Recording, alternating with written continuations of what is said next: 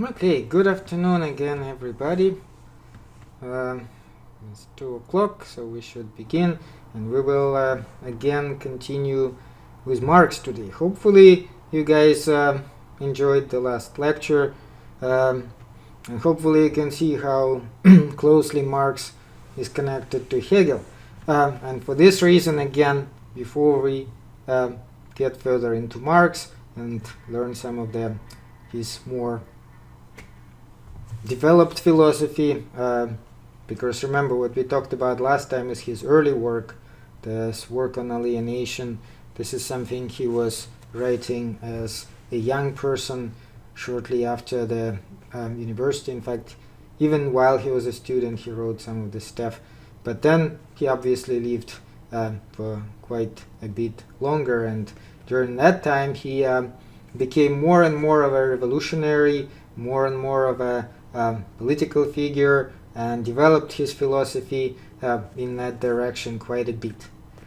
Yes, good afternoon once again. So let's first go back to Hegel, because Hegel can be a little tricky to understand, especially the most important parts.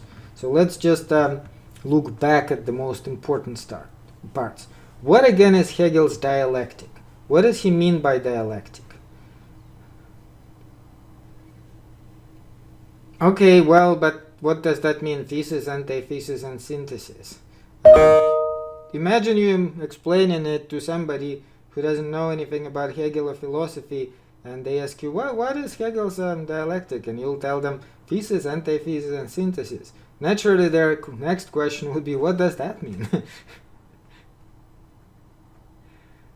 Yeah, so basically the answer is the way our ideas develop in conflict and opposition. Ideas, thoughts always develop in conflict and opposition with themselves and with the other ideas. So that is a simple answer. Suppose you have any idea, whatever it is, that indeed would be your thesis. Any idea in isolation is a thesis. Now, there will always be a countering idea, which is an antithesis. And then they will kind of, may say, battle each other in a sense, because one will be in opposition to the other one. And that's what will produce your synthesis, which is the third idea, a kind of a combination of these two. And again, Hegel himself describes a variety of ways it can happen. Even like one idea can have a contradiction within itself. That would be the antithesis built right into it. Or there could be other ways two ideas are related than just simple conflict. Nonetheless, Hegel is saying this is absolutely normal way all our ideas develop. In fact, what is important to understand in Hegel, he calls his logic dynamic in opposition to static logic. What does that mean? The static logic would be something which is not moving. For example, if you look at simple math, 2 plus 2 equal 4, while it is true, it does not represent the kind of a movement. This is kind of a stationary truth. There's no development within this truth. And what Hegel is saying is the way our thoughts develop is not like that. They actually always move. They act. This is an active process. You can never have a simple answer to anything. Anytime you catch the simple answer, there is a contradiction which immediately comes up. And it's normal. He's saying there's nothing wrong with that. In fact, it should be like that. And that's the only way for us to move forward, because we're not standing in one spot. We're moving throughout our life. Whatever is alive, always in this movement, always in this process of dialectic.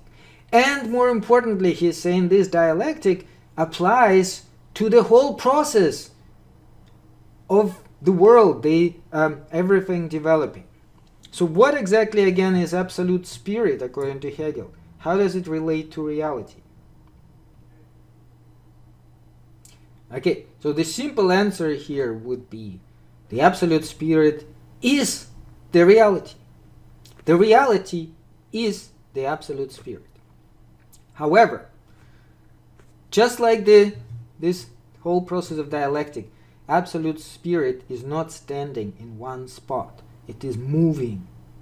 And what we observe is this movement of an absolute spirit. The absolute spirit started from whatever Big Bang or whatever you may call it point in time and is developing throughout. And what it's trying to do essentially is it's trying to understand itself. It's trying to understand, what am I? And we are part of it. In fact, we are essential to it because we are most developed part of that spirit. So while we are not the whole spirit, but we are certainly part of the spirit. And everything is part of the spirit. So when we look at the nature, when we look at the world around us, what are we trying to do? We're trying to understand ourselves. Because we are nature. We are the world around us. We're trying to understand, what are we doing with that? Where are we moving with that? And that is his most important part of his philosophy. So what is historicism in that? It's not cyclical, it doesn't come back.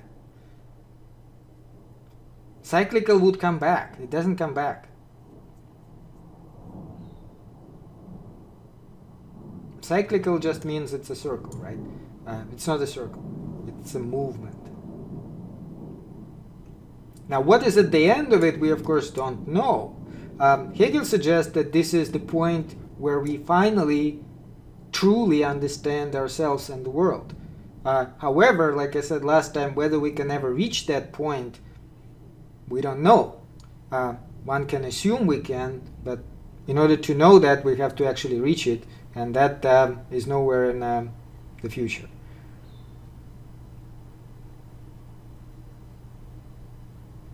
So historicism. What is a historicism? Yes, apart from where it is on that line, right? If you look at this line of development of the spirit, and this is development of the spirit, which is also development of the world, because it's the same thing. Spirit is the world. If you take any spot here, let's say ancient Greece, you cannot understand it without understanding the entire point where it is, like what was happening at that time, what was going on. If we try to do it with our current mind and current understanding of the world, we'll be committing anachronism. We will be basically trying to put our ideas of the year 2021 and approach with these ideas people who lived in like 400 BC. And that, of course, Hegel would say is a wrong approach. You really have to understand them on their own terms. You cannot bring our terms and our time to understand them. So all these moments of the development of the spirit have their importance. They all kind of build on each other, like the bricks. You know, if you build a building, you put the foundation, then you put the first floor, then you put the second floor. You keep on moving. It's all important, but it's all in its own place. You cannot just shuffle it around. Okay, so hopefully this will help us to understand Marx, because Marx, again, like I said, builds exactly on that. And the next thing there is historical materialism. This is the foundation of like this grown-up Marx, his mature theory. What is the historical materialism? Essentially, what Marx is saying is Hegel is absolutely right, but Hegel puts things upside down. He looks at the spirit and he thinks that all this material stuff is just an expression of the spirit. It's the other way around. It's the material stuff, and the spirit is the expression of this material stuff. So that's what he essentially is saying. He's saying all our ideas stem from concrete material conditions of existence of the human beings on this planet. Note that he is an atheist, of course, and he is a materialist. So to him, all this spiritual stuff only has secondary importance. Now, He does, however, agree that history follows a dialectical development. This is one of the most important things Marx picked up from Hegel. Indeed, now note that in Hegel, we're talking about the idea. One idea contradicts the other idea and produces the third idea. Thesis, antithesis, and synthesis. In Marx, that is concrete human beings getting into opposition to each other, contradicting each other, and producing something. So that is the fundamental difference.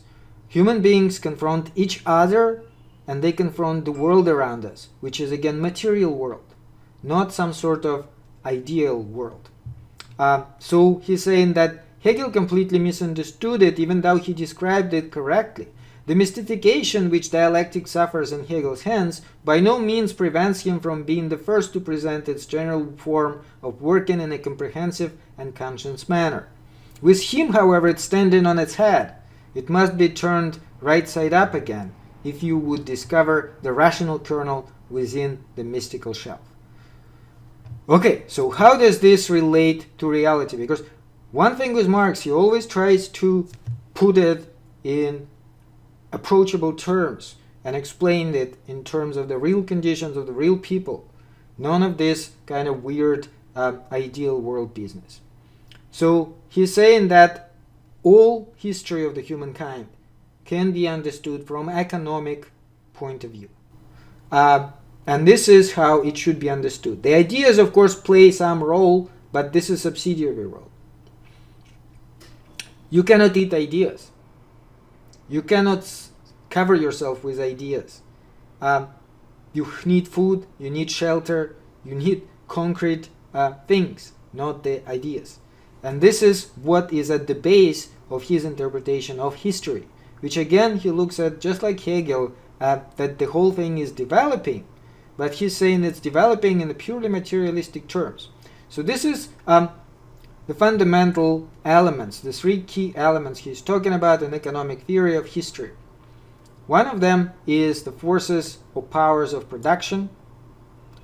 The other one is relations of production and what he calls superstructure. So let's just do it on the board so you could see what he means.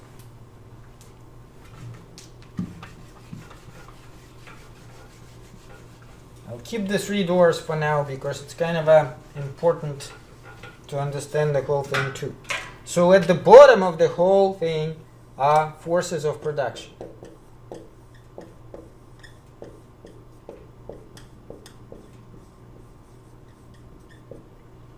What would be forces of production? Well, it's first of all, of course, people. People are a force of production. People produce stuff. And whatever tools they are using to produce stuff. Now, for example, if we go back in some sort of a prehistoric society, what would that be? What would be the tools? Yeah, rocks, like they were making sharp rocks, stuff like that. Whatever they were using in order to get by. Now, because of that, they had a particular relations of production. Because the tools themselves determine what relations you have. What would that be? Well, most likely you'd be doing it in some sort of small groups, right? For example, if you hunt in the bison, you need a group of hunters with some sort of a chieftain, and you need maybe certain tools so that you could, one group would be scaring the bison, and the other group would be sitting there waiting for him, and then like trying to knock him down so they could all eat. Similarly, if you live in caves, that doesn't require a lot of instruments, but once people got out of the caves and started building shelter and growing crops, that again requires certain instruments to do that, and it requires certain relations of production. Because first of all, now you will need to cultivate the earth and so on. Now you need to build those shelters in a particular place, and for all that people need to organize. So what Marx is saying, this determines this, because what tools you have determines what relations you will have. But what is even more important, he calls it substructure.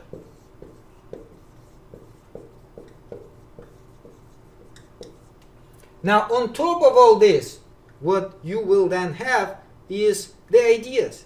The ideas society has will come up from this too. And that would be superstructure.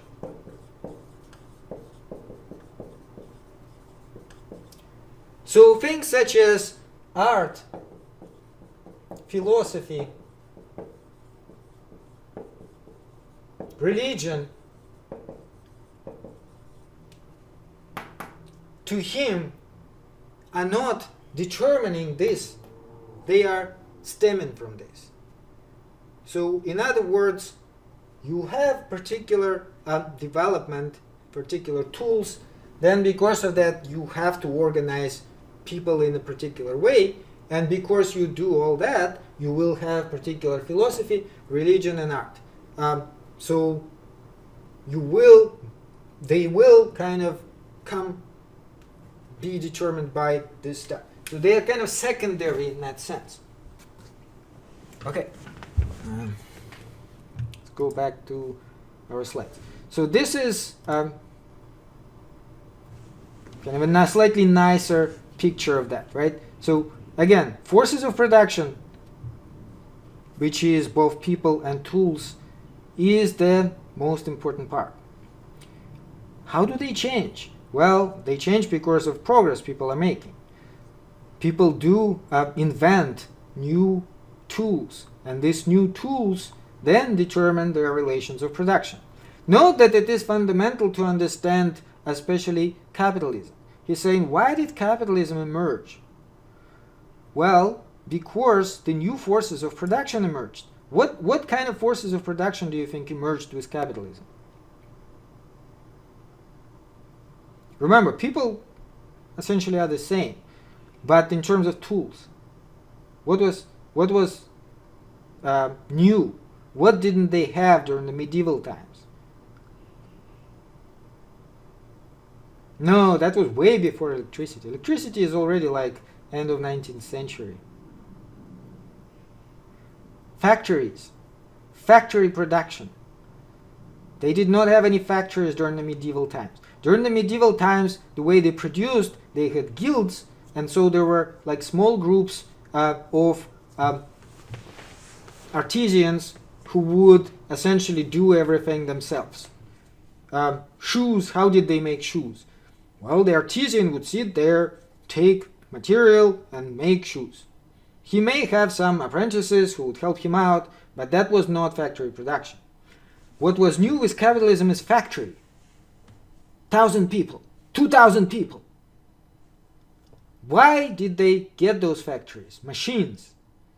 Because now they had machines. A machine can speed up the process tremendously, but now you have to actually make, machine cannot make shoes. Today, perhaps you can create the entire pair of shoes with the help of some sort of a printer. But the first machines, the way they created it back then, they were not like that, right? They would only do one simple operation. So what you need is you need to put a human being next to that machine so that he would, for example, keep it operated throughout the entire day, and it would do one little thing, and then it will be passed on to another machine, and so on. And that way you will create products which are very, very similar, unlike these artisan ones, right? The shoes the artisan would make would be unlike any other shoes because he made them himself from scratch. But in the factory, they're doing it very quickly and very in the same way. They have this process worked out. But what does that mean if you have a factory? That means you have to have thousands of people move into the city, get these jobs, get paid very low wages,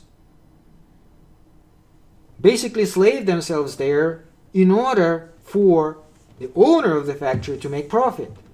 So that is why new relations of production emerge. These new relations of productions are capitalist relations. Now there's no more artisans.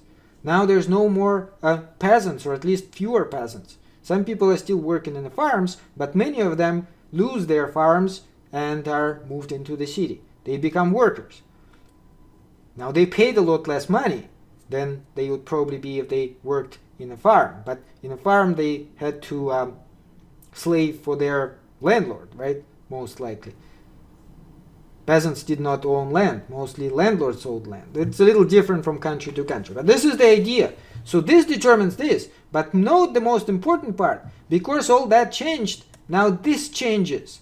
Art changes, religion changes, philosophy changes, legal and political system changes. This is why democracy appears. Why does democracy appear? He says democratic ideas serve capitalism much better than these anachronistic ideas. Because what was happening before that? They had aristocracy, right? Aristocrat would own land. Well, that's no longer good. Because now you need aristocrats don't own any factories. Who owns factories? Bourgeoisie. And those are mainly just simple folks who are just a lot more better at organizing things. Aristocrats didn't organize anything. They were just basically owning land and getting profit from it. But those capitalists, those bourgeoisie, they are much better organized, and they do need to have political system which will serve their interest. And this is why now we're starting to get these new ideas such as equality. Why equality? Well, because the simple peasant who became factory owner now has money, he owns a factory, and he asks, why should I be any less than this aristocrat, the baron, or whatever the crap he is? Yeah, he is a noble birth, but so what? I'm not a noble birth, but I'm smarter than he is. I'm more capable than he is. I own a factory, or 10 factories, or 100 factories. So this is what he's saying is going on. But in our head, it's the other way around. We're thinking that this determines this. Okay, so economic and technological determinism is one of those things which kind of fundamental to this early, or rather developed Marxist thought, when he explains the entire political system with the help of economy and technology. The technology develops. So why did they get machines? Why did they get factories? Because of the machines. Why did they get machines? Because technology moved on. Because they were able to create those machines. First, it was steam machines. They were operated by steam before they even used any kind of other fuel. Then, of course, they started using coal and stuff like that, and so on. Nonetheless, it was technology. It was simply not possible during the medieval days. They had no technology for that, no science. They didn't know any better. That's why they had a different system. Now, whether or not Marx commits to that completely, that's an interesting question, because that creates a particular contradiction there, which we will get to in a moment. Engels definitely does, and they kind of work together so much that it's sometimes hard to understand where Marx and where Marx ends and where Engels begins. Engels, remember, was his kind of closest associate. They did write some works together. They worked together throughout most of Marx's life, and then when Marx died, Engels was still alive and published some of his works, including last volumes of the Capital and so on. But that's, for this class, I guess it doesn't matter. So what exactly is ideology? Marx talks about ideology. Ideology, he says, is a superstructure that represents all the ways in which people of particular age tend to think of themselves and their activity.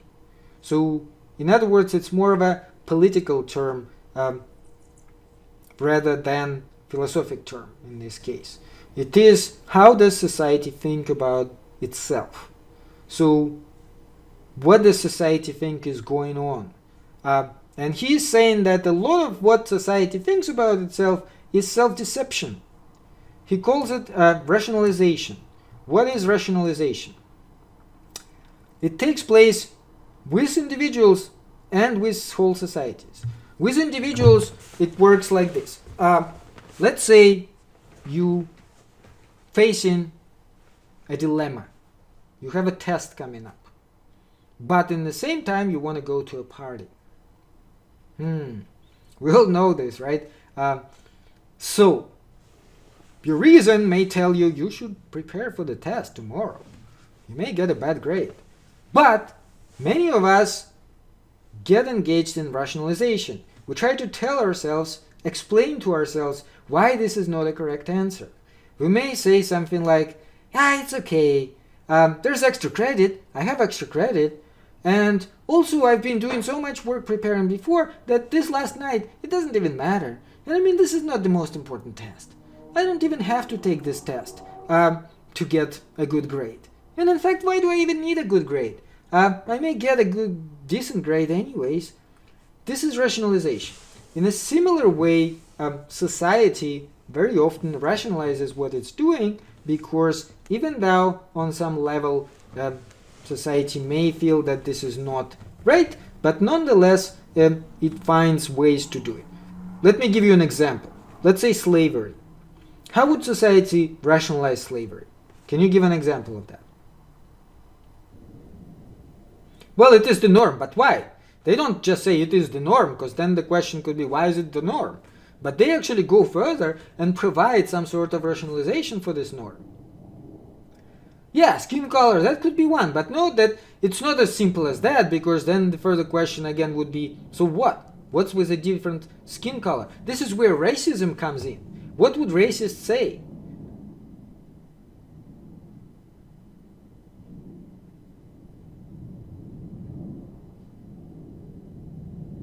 Yeah, exactly. That's the rationalization. You could say, well, white people are just smarter. White people are more capable. So then you rationalize this system. You can say that I'm not doing it because I'm a bad person. In fact, I'm doing it because I'm a nice person. It actually is better. It's better for these people who are slaves, and it's better for us. It's better for everybody. It's actually an ideal system. Now, how would Marx explain that? Well, quite possibly, yeah. I mean, I can assure you that back in the day there were all sorts of rationalization, because, you know, George Washington owned slaves, and a bunch of other founding fathers and so on. And of course they had to rationalize it somehow to themselves and to others. So while on one hand they were saying that, you know, people are all equal and so on, but they owned slaves. You have to explain it. And it's been explained. But the way Marx would explain it, he would actually say it's not because people are fundamentally bad or anything. It's just because during that particular period of time, this ownership of slave and the slave economy was actually economically necessary for certain parts of the United States. Which parts? The South, right? The South actually was mainly agricultural. So to them, it seemed like, from economic point of view, the way to go. In the same time in the North, note that's why there was this division, why the North was fighting civil war against the South. In the North, they didn't have much agriculture. They had more factories. They had more production. But for factory production, slavery actually doesn't work. It's not a good way to do things. And that's why the North was the first to actually abandon it, because, again, economically, it just didn't make sense. So what Marx would say, it's not that some people suddenly became so conscious for no good reason about how wrong it is. It is just that it became economically not profitable for them and for the country as a whole. So what Marx is saying, people actually do follow their economic interests. And that is one important thing to understand in the whole process of the humankind. Okay, so what are the ideologies according to Marx? He's saying they are cultural expressions that represent society's self-understanding, how society as a whole thinks about itself, and can often, not necessarily always, but often represent distorted view of reality. And thereby, by this distortion, serve to maintain and justify the power structure. So that's how it works. Because in a particular society, that power structure serves a particular purpose, there could be this maybe unconscious, maybe sometimes conscious effort to preserve it. So let's see. Try to apply that to things such as university and college curriculum. How do you think that can affect university and college curriculum? If you apply this kind of analysis to it, if you ask yourself, what are we studying at the university? What are we studying in college? And why are we studying these things and not some other things? Well, no, but this is just a general university thing you're talking about. But in particular, well, let's say, I don't know if you guys noticed, but there is a lot of pressure for universities and colleges to provide marketable degrees, the degrees which the market requires. So some people are saying, why study philosophy? Who needs philosophy? What the hell is philosophy? Let's have more engineers and doctors and other professional kind of people. So why would anybody want to go down that road? Note that if you study philosophy, you can have a lecture on Marx, which is you are having right now. And then what happens? You can start asking questions, right? So you can start questioning things. Why are we having it this way, not the other way? What's going on? And note that that's like very often some people are complaining about that and saying, oh, this is all this Marxist indoctrination which is going on in colleges. You don't even need that. Just get a job. That's all you need. So if you look, yes, but if you look at economic benefit to the society, then the question would be, why even study Marx? Why even bother about philosophy? What economic benefit does study of philosophy give you? So is study of philosophy useless? You don't need that? Okay, yeah. How about next one? Religious movements and institutions. Let's try to look at that. Do you think they serve any purpose in a society?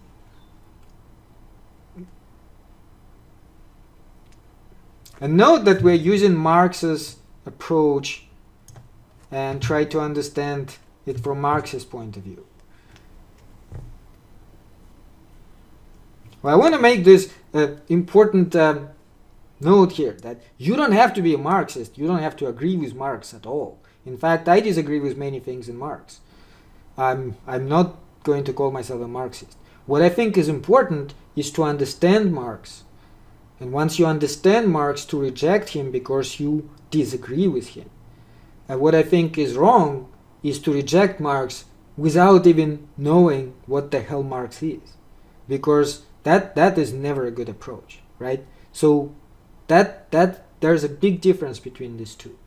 So when somebody says, you don't need to know Marx, it's such a poisonous idea, that is, in my opinion, very wrong. Very, very wrong.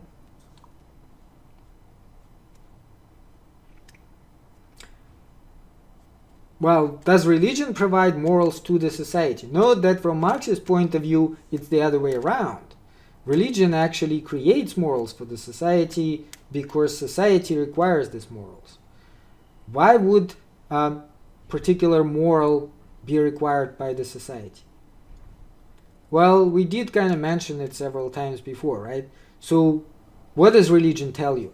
Why did Marx even call it opium for the people? Does religion ever tell you to start a revolution?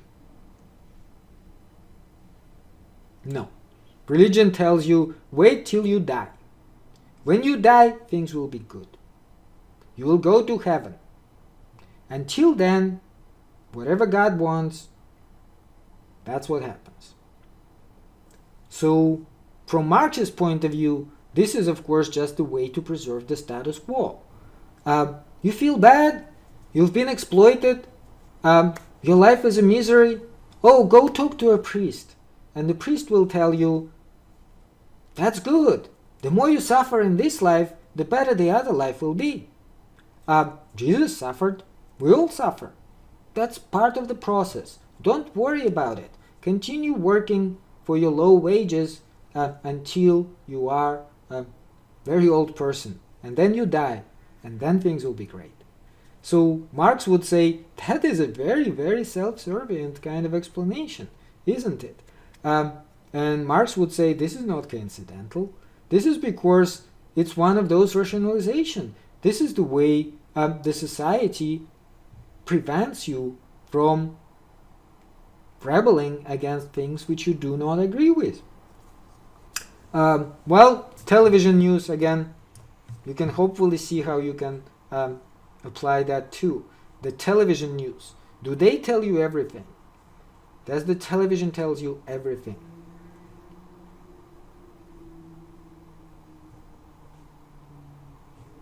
No, of course not. And there's a good reason for that. They don't have time for that either. I mean, they have limitations, so they have to select certain stories. Which stories do they select and why?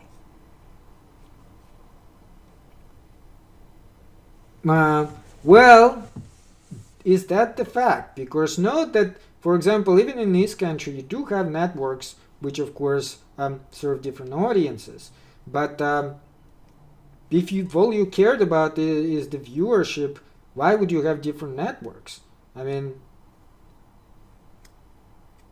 just going by the most viewers would probably be better off not even given any politics, for example, just, I don't know, some entertainment programs. Well, partly there's definitely some sort of pressure in terms of like whether or not a particular program is popular, but why the program is popular in the first place and so on, that of course still is, I would say, partly the policy of the people who own media themselves. They do select stories. When they have, let's say, 3 different stories, they may, of course, decide between them in terms of like, well, which one of them audience would enjoy the most. But suppose they decide that all 3 of them are equally interesting. Then they can just pick one which they think politically is the most profitable for them based on their general policy. Anyway, again, this is like Marxist approach. Don't take it at face value. It doesn't necessarily have to be the case. You may say that in some cases that approach does not work, and it is true. But we're trying to understand Marx here, right? We're not necessarily trying to figure out whether he's right or wrong. This is how Marx would explain. Okay. Now, according to Marx, again, this is always a product of the dominant class. He has this class theory. He thinks that there are different classes. There's working class and there's class of bourgeoisie. Bourgeoisie are all these people who own means of production. Working class is, of course, people who do not own means of production and who are essentially being exploited by the bourgeoisie. So he looks at the entire history as the struggle between the different classes: aristocracy, slave owners, slaves, peasants, and then once the capitalism emerged, that's when the working class emerged, the proletarians as he calls them, and the bourgeoisie. Prior to that, we did not have either one of them because we did not have these large factories, and we also did not have factory owners. For this reason, there were different classes. But nonetheless, there were classes, and these classes were always in constant struggle. So what Marx is saying, the ideas of the ruling class are in every epoch the ruling ideas. The class which has the means of material production at its disposal has the control at the same time over the means of mental production. So this is the class which decides what should be taught at the universities, what kind of religion would be acceptable for this society, and so on. So in terms of religion, for example, note that Catholicism was pretty much the main religion in Europe for, if not the only religion, for a very long time. But then remember we talked about Protestant Reformation. Protestantism emerged. Now what Marx would say is that Protestantism didn't emerge just because people had enough with Catholics. Protestantism emerged because at the time they were already getting this new means of production, the factories and so on. And at that time there was a requirement for different religion in the society. Because the ruling class, again, from aristocracy was no longer the ruling class. There was a new ruling class emerging, bourgeoisie. And for bourgeoisie, Catholicism is not ideal religion. Why? Because it's very submissive. It submits to this Pope, and it has very strict rules. In Protestantism, you actually are a lot more free. Okay, so intellectuals in each country, including philosophers, serve those in power, he's saying. They are active, conceptive ideologists who make the perfecting of illusions of the class about itself their chief source of livelihood. So in other words, all these writers, journalists, philosophers, and whatever other people who work with ideas, in Marx's view, are simply serving the ruling class. Whichever class is in charge, they are serving this class. And they present this upside-down perspective. So they kind of put everything upside down. From the head to the feet, or rather, from the feet to the head. In all ideology, human beings and their circumstances appear upside down. Part of it is also the change of the important relations. So if we go back here, note that, again, like even with the example of the three doors, you can kind of see, remember we mentioned it last time. What he's saying is, yes, this is the correct door for you. This is where you'd be happy. This is the door where you'd be robbed. This is the door where you would be killed. But how do you know what's behind these doors? You haven't been there.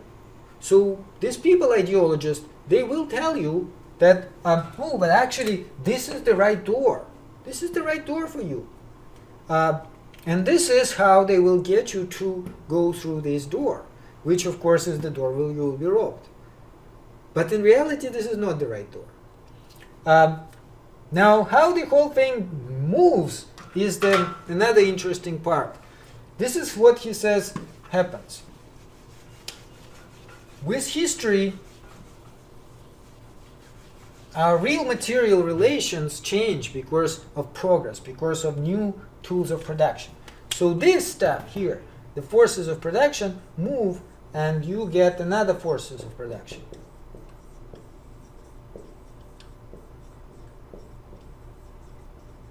So just like with the factories started to emerge. Why? Because the technology already allowed you to have the factories. But this stuff, for a while, still is stuck there. And so what happens in society is there is kind of a disconnect. This has to move, and this has to move following this. When that happens, tensions start to grow, and then he says, what happens as a result of that? What do you guys think? What happens when these tensions begin to grow in the society? A revolution. The word is the revolution happens. That is why in the 17th century the Brits chopped off their king's head. Why? Because the Britain was the first one to enter the capitalist stage. And having a monarch no longer supported this ideology. So first there was Protestantism in England, and then there was a revolution in England. Then what happened in France? About 100 years later, France entered the same stage, and the revolution happened in France. And he's saying that is absolutely inevitable. He's saying this is how things are, because the way society works, this is how society thinks about itself. So you have philosophy A, and because of that you have a society A, and then these ideas change, and now you have philosophy B, and because of this you have philosophy B. But this is what Marx is saying really is happening. You have economic system A, let's say this medieval type of agrarian system, and because of that you have philosophy A. Now the economic situation changes. Now you have capitalism, and because of that you will get this philosophy B.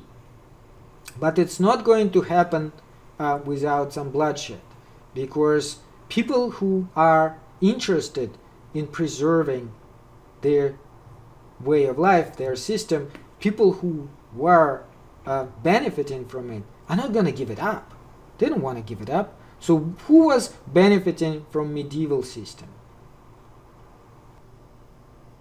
Well, who were the rich at the time?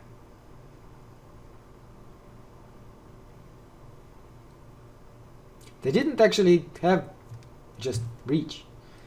During the medieval days, they had they had the kings and queens at the head, and nobility, aristocracy. You couldn't just be rich. There was no such thing. People who owned everything were barons, lords, and so on. It was hereditary. They would inherit it from their parents. A simple person, a peasant, could not become a count or a baron. That doesn't work like that. How did they become counts and barons? Well, you have to go back lots and lots of time. Perhaps back like in, I don't know, 9th century or something, they had this king and somebody did some favor for that king and got and he made him a baron. But that would be very, very long time ago, and of course during the formation of this entire period. Then it would be all hereditary. There would be no new people. So of course they benefited from it. Now what happened when capitalism came? This is, again, a new group of people got power. And those are no longer nobility.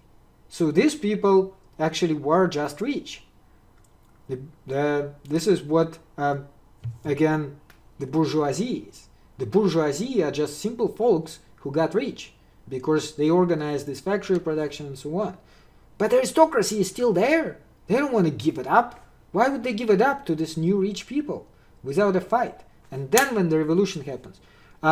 So if you take an example, France, the French Revolution, which happened during Hegel's life, by the way. He was very young, but he nonetheless lived at that time. This newly emerging class has pretty much decapitated the aristocracy. The aristocracy was almost completely wiped out. People were... have you heard about guillotine? They were chopping off their heads.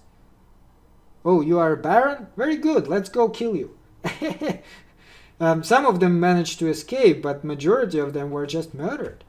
And then, as a result, the French Republic emerged. And for a while, they were kind of going back and forth between having a monarchy, not having a monarchy.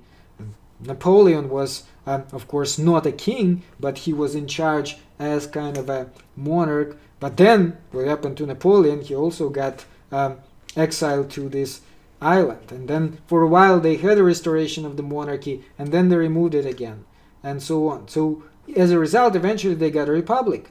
And as a result, they pretty much removed their aristocracy from power. But that took actually about 70 years at least, during which time there were constant struggle. There were many people killed. Okay, so this is how Marx saying that whole process goes on. And ideas themselves, how do they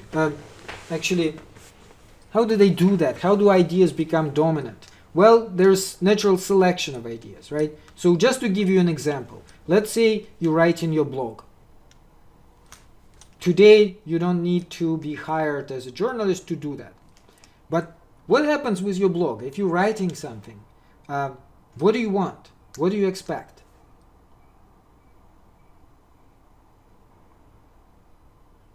Do you care about if anybody reads it? You don't really get paid for blogs as much. You get paid because people read your blog, and then you can place advertisement there, right? Nobody's going to just pay you for the blog. There's nobody there who would say, oh, you have a blog, I'll pay you. It doesn't work that way. But if you have a blog which has 1 million viewers, then of course you will be paid. Then they will approach you and say, hey, product placement. How about you mention good things about my product and I'll pay you money. So what do you need? You need many viewers. You need people to like what you write. And that will determine what you actually are writing. Suppose you're writing something and nobody reads it. Well, I guess you can continue, but if actually you want to be successful, you will change. You will start doing different stuff. You will be writing stuff which people actually want to read. And that in itself will move you towards different ideas. You will change your ideas because the ideas you had are not popular. So that way, actually, some ideas are selected over the other ideas. And people who are more prominent, that would be, of course, people who you see on TV a lot, they are the ones who more or less determine that whole current because they say things, and these things then kind of get acknowledged by the society as a whole. And we see today even more of that in a figure such as Donald Trump. Let's say Donald Trump says something. Note that people who like him, his followers, immediately accept it as the truth, right? So there you go. He actually he is not following them, he determines the narrative. He actually gives them the narrative, and then this narrative becomes popular. And so what would other people do? People who want to get many, say, viewers on YouTube, if they kind of try to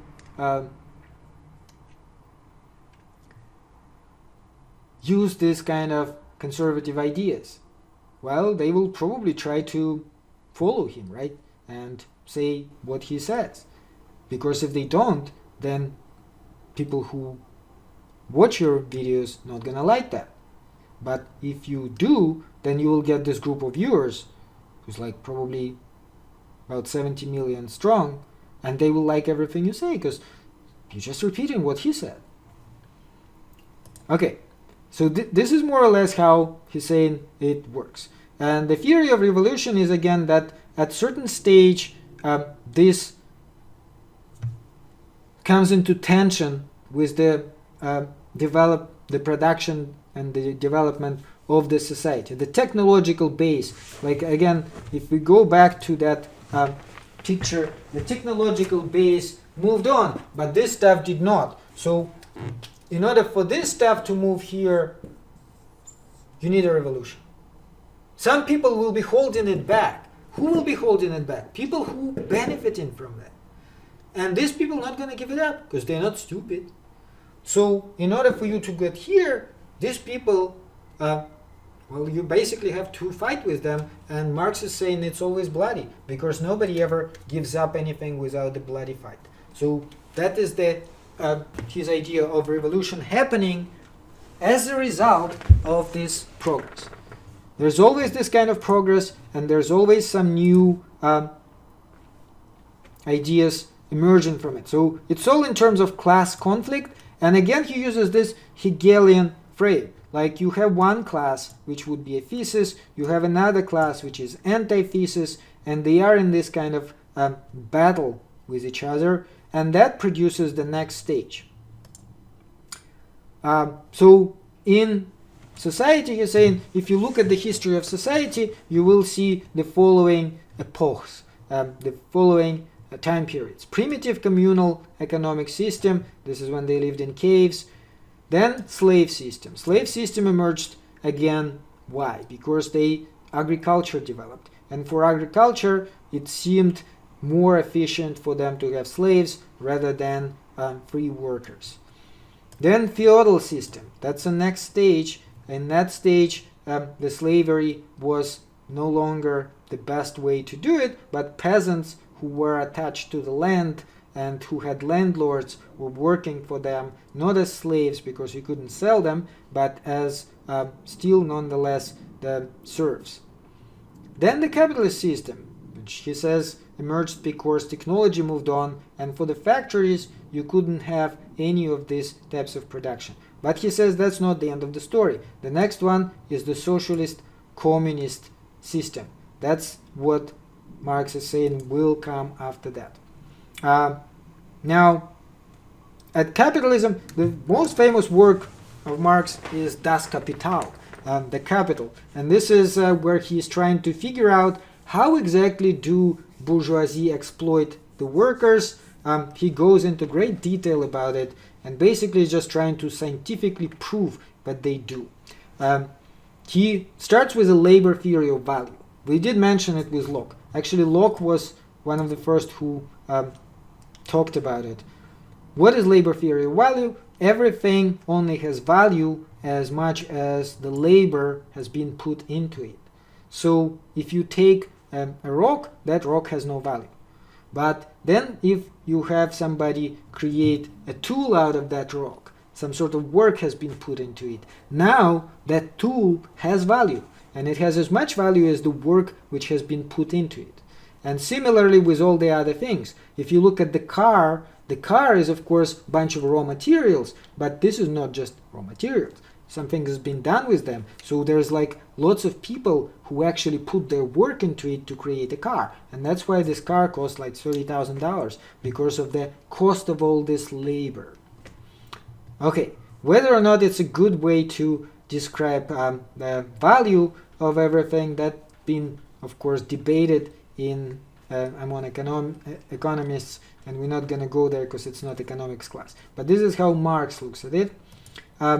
And so based on that, he was trying to figure out how do this bourgeoisie exploit the workers. So he's saying what happens is the worker, part of the day, he works for himself. So whatever he makes, that will be his wages. But another part of the day, he actually works for the bourgeois, for the person who owns the factory.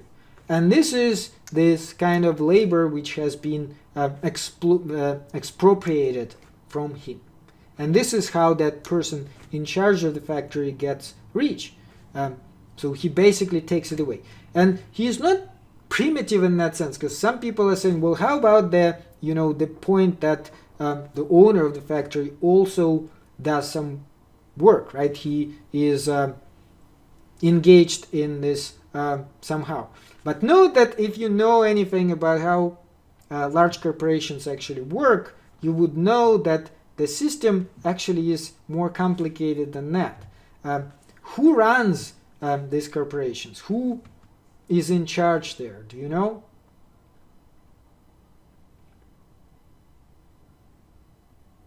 On a day-to-day business, who makes the decisions? Does anybody know? CEO. What is a CEO? Chief Executive Officer.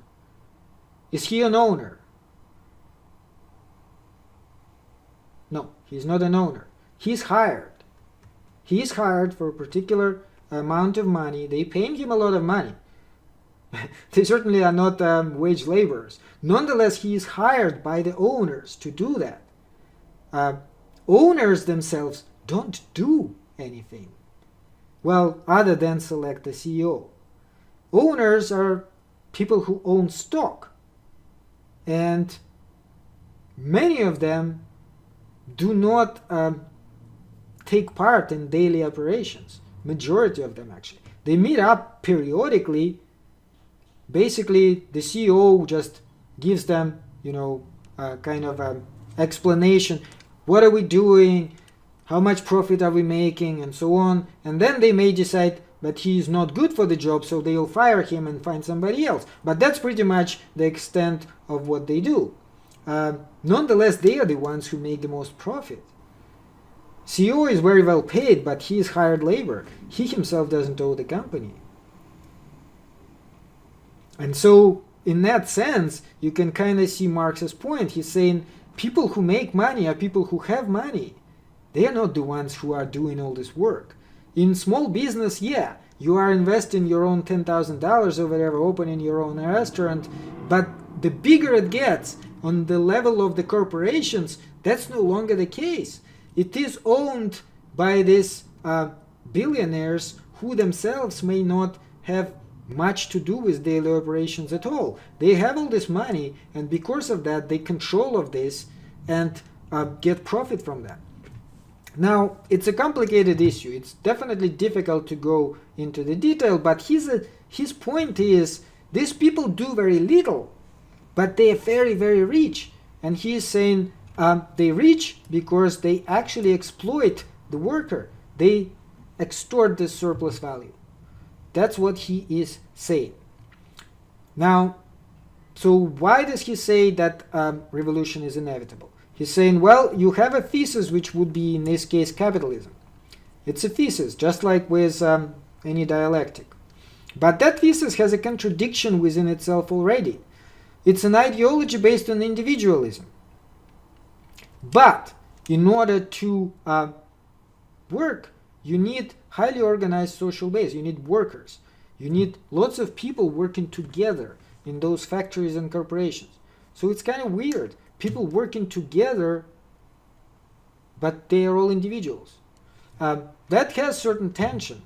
But he is not stopping there. He's saying, well, that by itself maybe wouldn't be very problematic.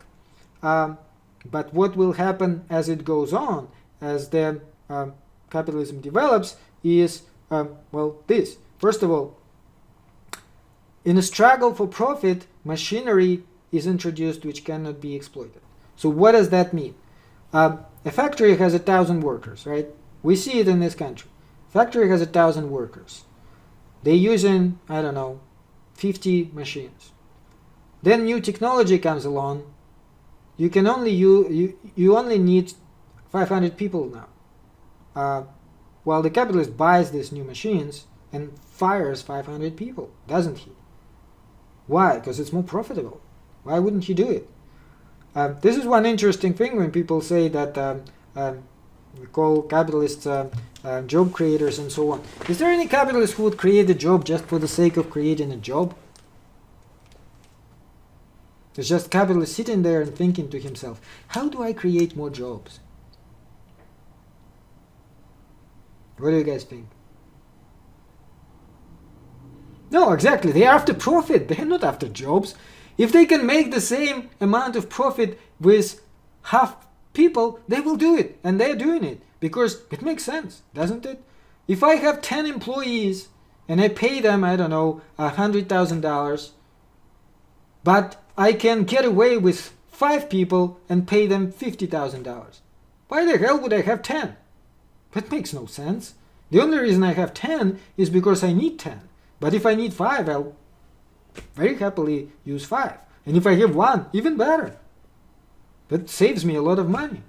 So this is why we have these job losses today, because it becomes, the technology is more and more advanced. Now you don't need as many people. You need very few people. Even if you have a factory here, you no longer need 1,000 people. And so you will just fire these people because it makes sense. It's a regular business. Okay, so what happens now is you produce more goods, all right, but you have fewer and fewer people who work. So on one hand, you have more and more unemployed people, and on the other hand, you have all these products. But who's going to be buying these products? Isn't it a problem? People have no money to buy them. They have no work. So you get overproduction, and that in itself also creates a tension there. Another thing is that smaller companies go bankrupt. And smaller companies always go bankrupt first. Why? Well, because of the scale. If you have large corporation, you have a scale of production. You can produce things very cheaply. We see it again in this country happening. Mom and pop shops more and more are closing down. Why? Well, because large companies such as Walmart can hire people very cheaply, produce goods in China, bring them here, sell them very, very quickly. They have huge store. They have 10 people work there just to stock shelves. Everything's already there. To them, the cost of selling this stuff is very low. They can bring it almost to nothing. But if you have a mom and pop shop, you cannot do that. You don't have this kind of means. You can buy stuff from China and bring it over in huge containers. And so for this reason, you will be losing money. You will be losing profit. And so they will drive you out of business. So that growing monopolization is what we already see again in this country. Capitalism does have a tendency to become more and more monopolistic because it's just more profitable to have a large corporation than to have many small producers. But then, because of both of these things, you have more and more unemployed people. Some people are unemployed because they lose their job. Some people are unemployed because they lose their business. Some people had small shop or a small restaurant and they were driven out of market by the large corporation. And other people had a job at the factory or a coal mine or whatever, and they just lost their job because either this company reduced staff because it has more machines, or another thing now is outsourcing. They are making it in China. Chinese worker can do the same job for $500. So why hire American worker? That's not profitable. The whole thing is about profit. So why in the world would you lose profit? That's not capitalism. Okay, so what Marx is saying, this tension will continue to grow, and so the antithesis to the thesis would be the proletariat. The proletariat are those people, those workers on the bottom, the ones who lost their jobs. They lost their jobs, they have no money to buy anything, they have nothing to lose but, as Marx said, chains themselves. And these people will be growing in size. There will be more and more of them. And at some point there will be so many of them that they will take over. Because, well, it makes sense, isn't it? They have nothing to lose, they have no money, so they'll just rebel. And there's so many of them that nothing can stop them. Not anymore. There's just a question of time. So that's why revolution, Marx says, is inevitable. This is the next revolution. It is just dialectical development. There's nothing anybody can do to stop that. The growth of capitalism is its own undoing. It, by the forces within capitalism itself, it will inevitably reach the point when it will explode. So what happens then? What is this next stage? Okay, let's do a poll now really quickly. Let's see what you guys think. Do you think the downfall of capitalism is inevitable as Marx is predicting it? Yes or no? 9 people out of 15. What, everybody else is not haven't decided yet? What do you think? Or is it only 9 people who are listening? Well, anyway, so, okay. We're publishing. 7 people now think that it is inevitable. 3 people think it's not. Well, but what comes next? What can we do? Anything we can do? It's an interesting and complicated question because there is a lot of discussion about, for example, why did socialism not work in Eastern Europe? Why is it not working in Venezuela, in some of the other countries? But you can easily use Marx himself to explain it. Why do you think it's not working there?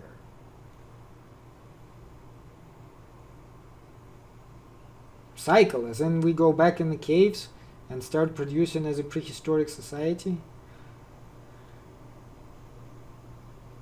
Note that that was the first part of departure. In order for us to make a cycle, we would have to go back in the caves, then go through slavery again, then have this kind of medieval production, feudal, and so on. I sure hope that's not the case.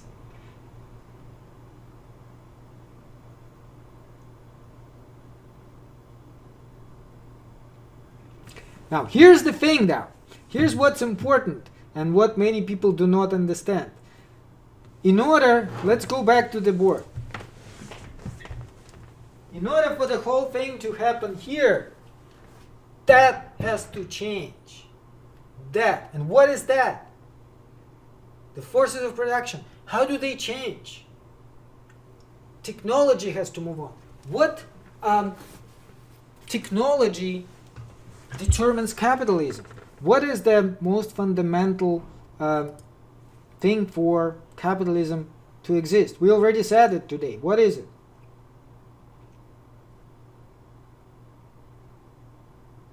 Factories. So as long as you have factory production, you have capitalism, because it's the most efficient system for factory production. If you look at Eastern Europe, if you look at Russia, if you look at other countries, how do they produce? Do they have factories?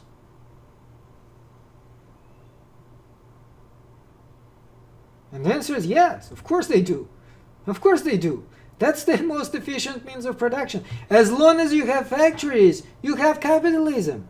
It's inevitable. You cannot change that. Marx himself said it. What do you need in order to move on from capitalism? Well, you actually need the technology to move to the point when that's no longer the prevailing means of production. In other words, you need something like robots. If robots and other machines will do all the work, two things will happen. Workers will become completely useless and unnecessary, at least great majority of them. And number two, you'll have a lot of product and nobody is going to have to work to produce it because robots will be doing it. So that is the answer as to why socialism did not work in Eastern Europe. Eastern Europe tried to create socialism while capitalism still had, the system was still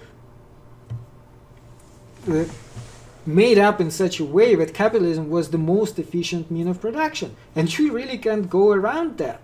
That's technological determinism. That's what Marx would again tell you. You can't create socialism just because you want to create socialism. Socialism comes when technology moves to the point when it is inevitable. And so then, how does he describe that new system? He says very little about it, that synthesis of thesis and antithesis, socialism. Well, one thing it does say now, it means that the state, the workers, will control the means of production. So this is an important point. Many people are saying, free medical care is socialism, free education. It's not socialism, it has nothing to do with socialism. Socialism is when all the means of production, all the factories, all the machines belong to the workers, not to the bourgeoisie. That is the fundamental part of what socialism is. If you have means of production in private hands, that's not socialism, that's capitalism. There are all sorts of different capitalisms, like Swedish model, for example, when you can have very good social care, free medical care, free education, so it's still capitalism, it's not socialism. And we're really not moving to socialism by just making education free. Now, next stage after socialism is, of course, communism. And communism would be even better society. So Marx saying very few things about communism, but important thing to understand there is, in order for you to have communism, you have to have abundance of everything, to the point where people no longer have to do this kind of factory jobs, no longer have to slave themselves for anybody, because there's just so much stuff now that you no longer need any more stuff. And what is important about communism is the shift of focus from things to people. Because right now, things are more important than people. Things is where the focus is. It's all things. GDP. How much GDP do we have? How did it grow? How many more cars we made? How many more airplanes? How many more? But Marx is saying the focus should be on people. When the focus is on people and not on things, that's when communism comes. And then people will of course still have things, but those things are not going to be important to them. What is going to be important to them? Relations to other people. They will be doing variety of things, of course, but these things will be not jobs, and they will not be paid salary for it. They will be doing things which make them self-fulfilled. Perhaps art, perhaps some other things which, even if they produce something, they'll be producing it by making it from scratch, such as artisans. So I make shoes myself. I design them. I feel satisfaction from making them, and then I give them to you for free. Because it's communism. There's plenty of shoes. It's not about having shoes. It's about me making them and making you happy by giving them to you. Anyway, we have no more time, but this is the idea. And of course, like I said, many things can be objected. You can say, well, this is an illusion. This is never going to happen. Perhaps, but this is the way Marx envisioned it. And of course, you can see how it is appealing to a lot of people, because many people are saying, is this the best we can do right now? This system, does it seem like that perfect system? We can't do any better. Perhaps not. Perhaps we can improve it further. Perhaps we can do it at least a little bit better, if not ideal as communism supposedly is. Okay, so that's it for today, guys. Let's see, for next week, this is communism. We're not gonna go there. So blah blah blah. This is no more time for that. Kierkegaard and Nietzsche. So read chapter 13 on Kierkegaard. We'll talk about Kierkegaard, who actually kind of goes from against that. He is anti-Hegelian. He never read Marx, but he read Hegel. He does not like Hegel. He objects to Hegel. He objects to this whole thing, and he essentially objects to Marx. So we will see how Kierkegaard kind of contradicts that and answers that. And do not forget homework and quiz for chapter 12. Thank you very much. That's it for today, and I will see you on Monday.